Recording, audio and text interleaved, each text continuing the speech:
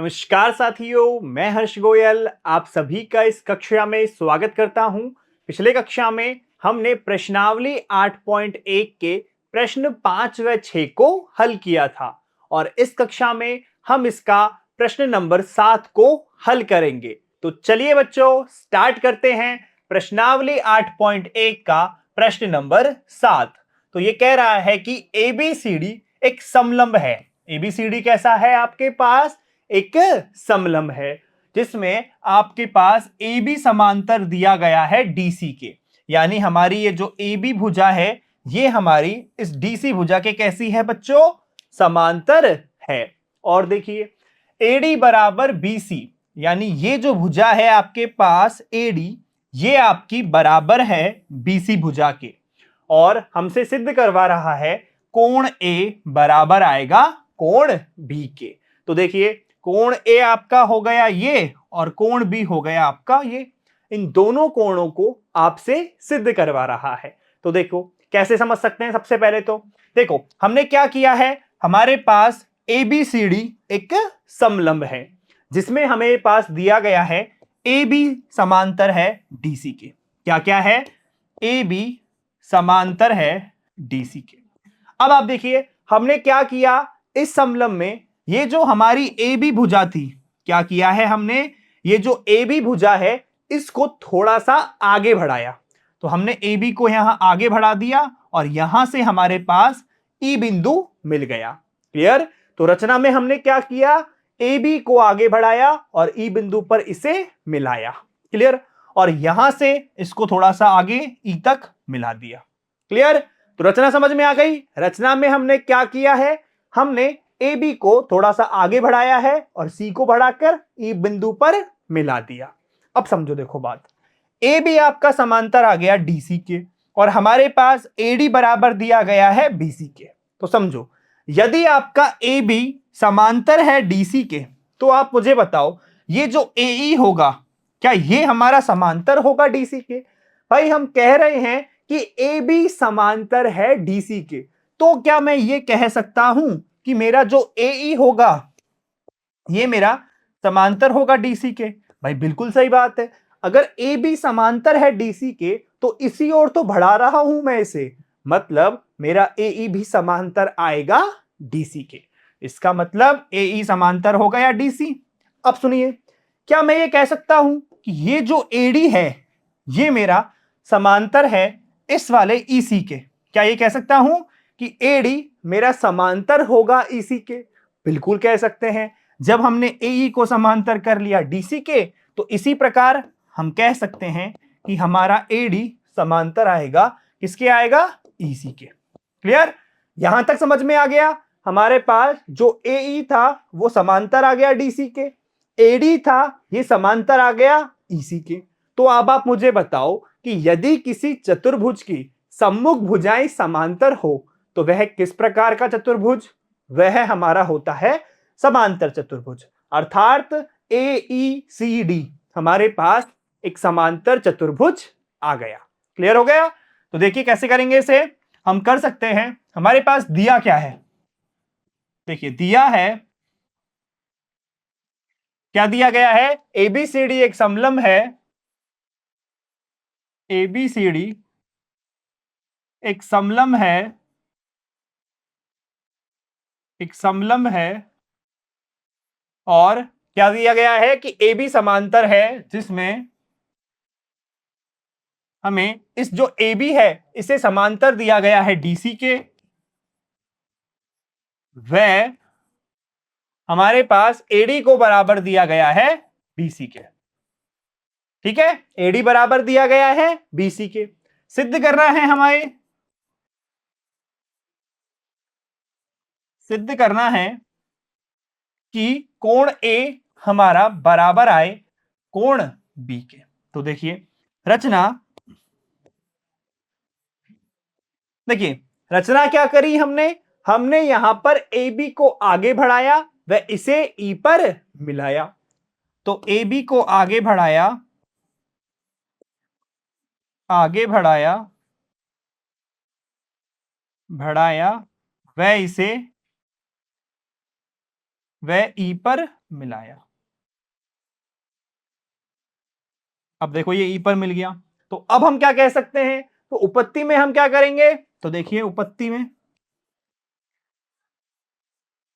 अब सुनो, देखो क्या कह सकते हैं हम, जब हमारे पास ए बी है वो समांतर है डीसी के, तो हम क्या कह सकते हैं कि हमारा जो ए ई होगा वो हमारे पास समांतर होगा डीसी के। तो हम लिखेंगे कि चूंकि क्या है हमारे पास, ए बी है वो समांतर है किसके, डीसी के, तो हम कह सकते हैं, क्या कह सकते हैं कि हमारा जो ए ई होगा वो भी हमारा समांतर आएगा डीसी के। तो ए ई समांतर डीसी क्या आ गया, ए ई आपका डीसी के समांतर आ गया। और देखिए और क्या कह सकते हैं हम, वह जब ए ई समांतर है डीसी के, तो हम कह सकते हैं एडी भी हमारा समांतर होगा ईसी के, एडी समांतर ईसी। ठीक है, तो अब हम कह सकते हैं कि यदि किसी चतुर्भुज की सम्मुख भुजाएं समांतर हो तो वह एक समांतर चतुर्भुज होगा। तो अतः कि चूंकि यदि किसी चतुर्भुज की सम्मुख भुजाएं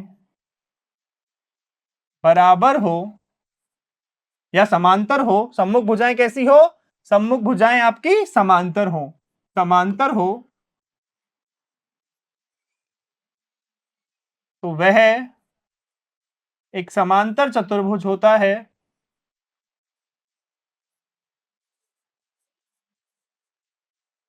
समांतर चतुर्भुज होगा। अतः तो हमारा ये जो चतुर्भुज है ए ई सी डी एक समांतर चतुर्भुज होगा, एक समांतर चतुर्भुज है। अब देखिए जैसे ही हमने ये कहा कि हमारा AECD एक समांतर चतुर्भुज है, इसका मतलब क्या हुआ, इसका मतलब इसकी जो सम्मुख भुजाएं हैं वो हमारी कैसी आ गई, वो हमारी बराबर आ गई। तो यानी हम कह सकते हैं कि हमारी जो AE भुजा होगी, अतः जो AE भुजा होगी ये हमारी बराबर आएगी DC के। वह कौन सी भुजा, देखो AE तो बराबर आ गई DC के, और यहां से हम कह देंगे कि जो AD है ये हमारी बराबर आ जाएगी किसके, EC के। इसे मान लीजिए समीकरण नंबर 1। अब देखिए AD बराबर है EC के, और हमारे पास दिया क्या गया था, हमारे पास दिया गया था कि ये जो AD है ये बराबर है BC के। तो चूंकि AD बराबर BC ये हमारे पास दिया है, इसे मान लो समीकरण 2। तो समीकरण 1 व 2 से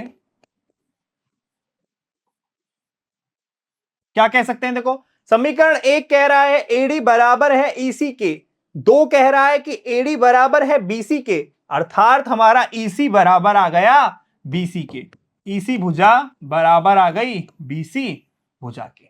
यहां तक समझ में आ गया, ईसी बराबर आ गया हमारे पास बीसी के। अब समझो बीसी बराबर आ गया ईसी, तो कौन सा त्रिभुज ले हम ले रहे हैं त्रिभुज बीईसी। तो त्रिभुज बीईसी में क्या आ गया, देखो इस त्रिभुज बीईसी में आपकी ये जो बीसी भुजा है ये हमारे ये सीई की कैसी आ गई, इस सीई के बराबर आ गई। तो यदि किसी त्रिभुज में आपकी दो भुजाएं बराबर आए तो उनके सम्मुख कोण कैसे होते हैं, बराबर होते हैं। हमने पढ़ा है ना, बराबर भुजाओं के सम्मुख कोण बराबर होते हैं। मतलब यहां पर हमारा ये कोण और ये कोण दोनों किस प्रकार हो जाएंगे, बराबर हो जाएंगे। और कारण क्या देंगे, क्योंकि किसी त्रिभुज में यदि दो भुजाएं बराबर हो तो उनके सम्मुख कोण बराबर होते हैं। तो मान लीजिए ये कोण 1 हो गया, ये कोण 2 हो गया। तो यहां से हम कह सकते हैं कि त्रिभुज कौन सा लिया है हमने, त्रिभुज हमने लिया है बीसीई में। बीसीई में क्या कह रहे हैं हम कि हमारी ये जो बीसी भुजा है ये बराबर है ईसी के। तो यहां से हम कह देंगे कोण 1 हमारा बराबर होगा कोण 2 के। यदि ये बराबर ये है तो कोण 1 बराबर आएगा कोण 2 के। और कारण क्या है? कारण ये है बराबर भुजाओं के सम्मुख कोण बराबर होते हैं। तो कोण 1 बराबर कोण 2, और इसका कारण क्या है? बराबर भुजाओं के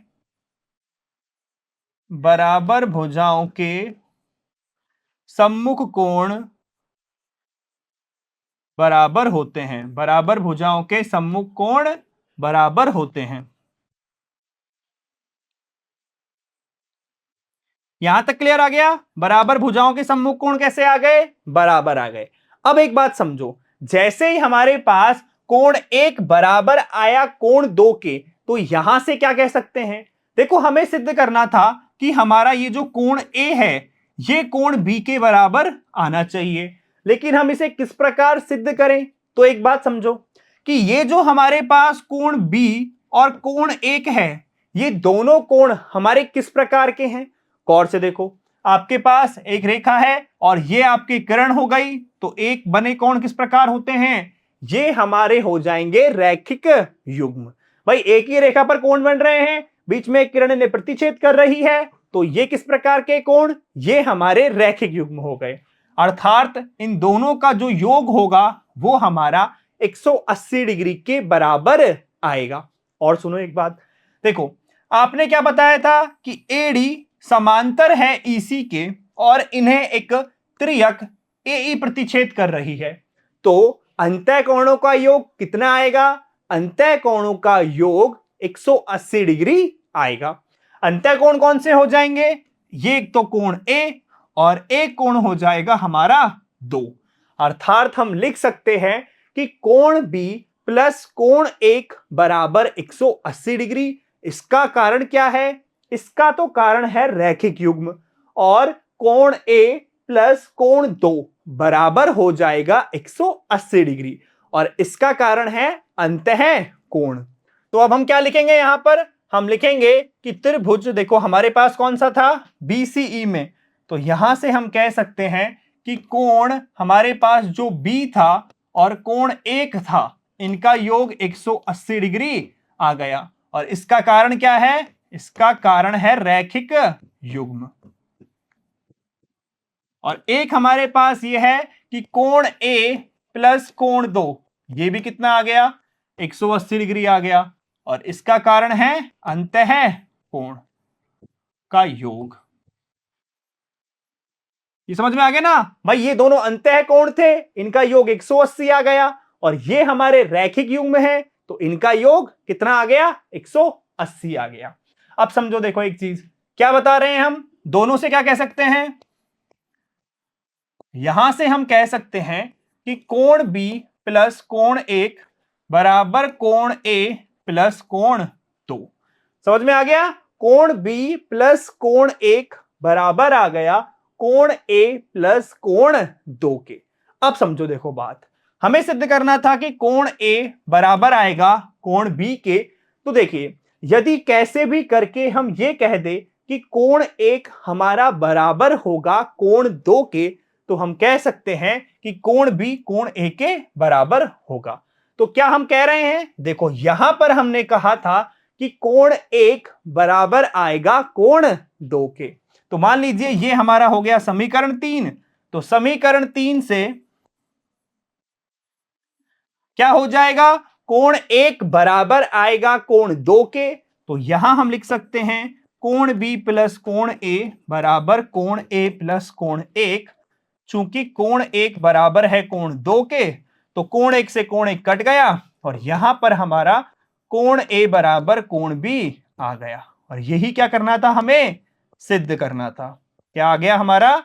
कोण ए बराबर आ गया हमारा कोण बी। क्लियर? समझ में आया सभी को किस प्रकार हमने इसे सिद्ध किया है? एक बार बच्चों इसे दोबारा देखो, देखो कितना सरल था। सबसे पहले हमने किया क्या है? सबसे पहले हमने ए बी को थोड़ा आगे बढ़ाया और हमने इसे ई पर मिलाया। उससे क्या फायदा हुआ? हमारे पास ए बी समांतर था सी डी के, तो हम कह सकते हैं कि हमारा ए ई समांतर होगा डीसी के। वह एडी समांतर आएगा ईसी के। अब यदि सम्मुख भुजाएं समांतर हैं तो हमारा जो चतुर्भुज होगा वो समांतर चतुर्भुज होगा। तो यहां से हमने इसे समांतर चतुर्भुज कह दिया। फिर हम क्या कह रहे हैं कि भाई यदि समांतर चतुर्भुज है तो इसकी सम्मुख भुजाएं बराबर आएंगी, मतलब एई बराबर आ गया हमारे पास डीसी के। तो देखो जैसे ही हमारा एई बराबर डीसी आया ऐसे ही एडी बराबर ईसी आ गया। अब हमारे पास दिया क्या था कि जो एडी है वो बीसी के बराबर है, तो हमने उपरोक्त दोनों समीकरणों से कह दिया ईसी बराबर आएगा बीसी के। तो यहां हमारा ईसी बराबर बीसी आ गया।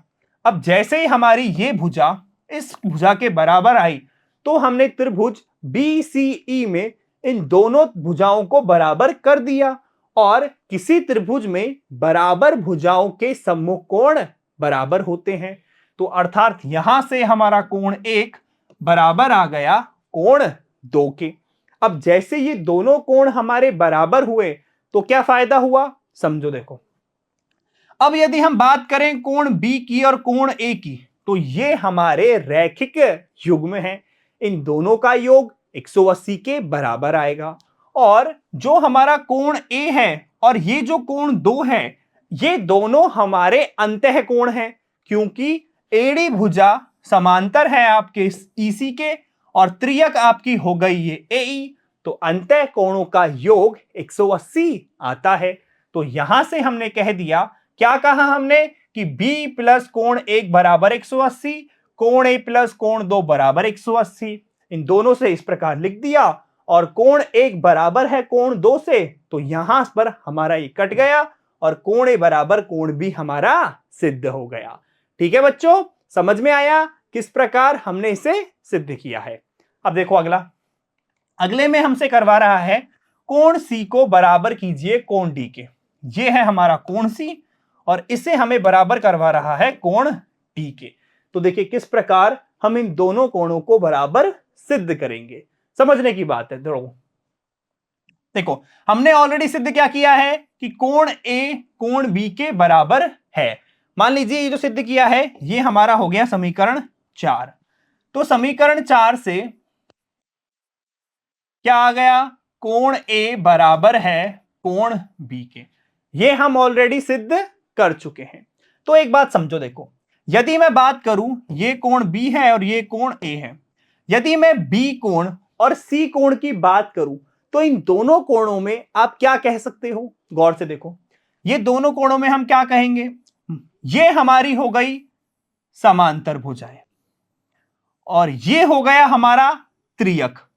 तो ये दोनों कोण किस प्रकार के कोण हुए, ये दोनों हमारे अंतः कोण हुए और इन दोनों का योग कितना आएगा, 180 डिग्री के बराबर आएगा। तो हम कह सकते हैं, क्या कहेंगे कि भाई जो AB है वो समांतर है हमारी CDDC के, वह जो हमारी BC है ये है त्रियक। तो यहां से हम कह सकते हैं कोण B प्लस कोण C बराबर 180 डिग्री और कारण हो जाएगा अंतः कोणों का योग। ठीक है, कारण हो गया हमारा अंतः कोणों का योग। अब समझो देखो बात, ऐसे ही हम कह सकते हैं कि AB हमारी समांतर है DC के और ये जो AD है ये क्या है हमारी, अब यहां AD हमारी त्रियक है। तो अब देखो AB समांतर है DC के, वह त्रियक क्या हो गई, इस बार हमारी जो त्रियक है वो हो गई AD। तो इसका मतलब यहां पर एक और जो कोण बनेंगे वो कैसे होंगे, अंतः कोण, और अंतः कोणों का योग 180, मतलब कोण A प्लस कोण D बराबर 180। तो यहां से कह सकते हैं कोण A प्लस कोण D बराबर 180 डिग्री और यह भी हो जाएगा अंतः कोणों का योग। ठीक है, अंतः कोणों का योग। अब देखो इस वाले से और इस वाले से हम कह सकते हैं ये भी 180 के बराबर, ये भी 180 के बराबर, अर्थात ये दोनों हमारे बराबर होंगे। तो मान लीजिए ये हो गया हमारा समीकरण 5 और ये हो गया समीकरण 6। तो समीकरण 5 व 6 से क्या कह सकते हैं हम कि हमारा कोण बी प्लस कोण सी बराबर होगा कोण ए प्लस कोण डी के। और देखिए समीकरण 4 से हमने क्या कहा था कि कोण ए बराबर आएगा कोण बी के। तो अर्थात यहां से हम कह देंगे कि समीकरण 4 से कोण ए बराबर है कोण बी के। तो क्या हो जाएगा, यहां से आपका कोण बी की जगह रख देंगे कोण ए प्लस कोण सी और कोण ए प्लस कोण डी। कोण ए से आपका कोण ए कट गया और यहां पर कोण सी बराबर कोण डी हमारे पास आ गया। और यही क्या करना था, हमें सिद्ध करना था। इति सिद्धम, यही क्या करना था, हमें सिद्ध करना था। क्लियर, सभी को समझ में आया किस प्रकार हमने ये सिद्ध किया है? तो देखो क्या किया हमने, सबसे पहले हमारे पास ये दिया गया था, हमने सिद्ध किया है अभी कि कोण ए बराबर है कोण बी के। तो हमने देखा कि भाई ए बी समांतर है डीसी के और बीसी त्रियक है, तो कोण बी प्लस कोण सी का योग 180 डिग्री के बराबर आएगा, कारण अंतः कोणों का योग। और यदि बात करें ए बी आपकी समांतर है डीसी के, एडी आपकी त्रियक है, तो यहां पर कोण ए प्लस कोण डी का योग 180 डिग्री के बराबर आएगा। समझ में आ गया? और इन दोनों से हमने कह दिया, क्या कहा कि कोण बी प्लस कोण सी बराबर होगा कोण ए प्लस कोण डी के, कारण क्योंकि ये दोनों आपके तुलना से आ गए हैं। यहां पर 4 से हमने कोण ए को कोण बी के बराबर कह दिया, तो ये कट के आपका सिद्ध हो गया। ठीक है बच्चों, समझ में आया हमने किस प्रकार इसे सिद्ध किया है। अब देखिए आप अगला, तो तीसरा है हमारे पास इसमें त्रिभुज एबीसी को सर्वांगसम सिद्ध करना है त्रिभुज बीएडी के। तो देखिए किस प्रकार कर सकते हैं। तो ए बी सी त्रिभुज तो है ही नहीं, इसका मतलब ये हमसे कह रहा है कि पहले इसमें क्या कीजिए, विकर्ण खींचिए। तो हमने क्या किया, हमने जो बीडी विकर्ण था ये खींचा और हमने यहां पर एसी विकर्ण खींचा, ये दोनों हमने विकर्ण खींच दिए। अब देखो हमारे पास एक त्रिभुज हो गया ए बी सी, क्या हो गया, ए बी सी, और एक हो गया बी ए डी, और इन दोनों त्रिभुजों को हमसे सर्वांगसम सिद्ध करवा रहा है। तो देखिए हमने क्या किया, रचना करी, एक रचना में क्या किया, रचना में हमने किया विकर्ण बीडी व एसी। ठीक है, दो विकर्ण हमने इसमें खींच लिए। अब समझो, देखो इन दोनों त्रिभुजों को सर्वांगसम हम किस प्रकार कर सकते हैं। तो भुजाएं देखनी है कौन कौन सी बराबर हैं और कोण देखने हैं। तो देखिए सबसे पहले बात करते हैं त्रिभुज ए बी सी की। तो इस त्रिभुज में ये आ रही है आपकी ए बी भुजा, और त्रिभुज बी ए डी, इसमें आपकी आ रही है बी ए भुजा, अर्थात ए बी बराबर है बी ए के। तो ये किस प्रकार की भुजा है, ये हमारी एक उभयनिष्ठ भुजा है। तो ये जो ए बी है ये आपके इन दोनों त्रिभुजों की उभयनिष्ठ भुजा आ गई। और देखिए ए बी सी में ये जो बी सी भुजा है और ए बी ए डी में ये जो ए डी भुजा है, ये हमें ऑलरेडी बराबर दी गई है। और सुनो, दो तो हो गई भुजाएं, और हमने चूंकि सिद्ध किया हुआ है कि हमने कोण ए को कोण बी के बराबर सिद्ध कर रखा है। तो देखो ए बी सी, इस ए बी सी में ये जो कोण है, और बी ए डी में तो कोण ए हो गया भाई, बी ए डी में कोण ए हो गया और ए बी सी में कोण बी हो गया। तो हमने पहले वाले क्वेश्चन में कोण ए को कोण बी के बराबर सिद्ध किया था, तो यहां से कोण ए बराबर कोण बी हो गया, मतलब दो भुजाएं व एक कोण, अर्थात एस ए एस सर्वांग समता नियम। क्योंकि कोण कैसा है, कोण आपका दोनों भुजाओं के बीच में है। तो देखिए त्रिभुज ए बी सी व त्रिभुज बी ए डी में देखो क्या क्या है। सबसे पहले हम कह रहे हैं ए बी भुजा बराबर है बी ए भुजा के, तो ए बी बराबर है बी ए के, ये क्या है आपकी, ये है हमारी उभयनिष्ठ भुजा, ये आ गई हमारी उभयनिष्ठ भुजा। दूसरे बात करें कोण की, कोण ए बराबर है कोण बी के, कोण ए बराबर है कोण बी के, ये हमने ऑलरेडी सिद्ध कर लिया है। और बात करें एक और भुजा की, तो एडी बराबर है बीसी के, एडी बराबर बीसी, ये कहां से है, ये हमारे पास दिया है। और कोण हमने किस समीकरण से बनाया था, देखो आप जा सकते हैं पीछे चाहो तो, हमने यहां पे सिद्ध किया था कोण ए बराबर कोण बी, समीकरण नंबर 4। तो यहां लिख सकते हैं ये आ गया हमारा समीकरण 4 से। तो अर्थात दो भुजाएं एक कोण, कौन सा नियम लगेगा, SAS सर्वांग समता कसौटी। तो देखिए हम यहां पर कह सकते हैं, क्या कह देंगे, तो आप कह सकते हो अतः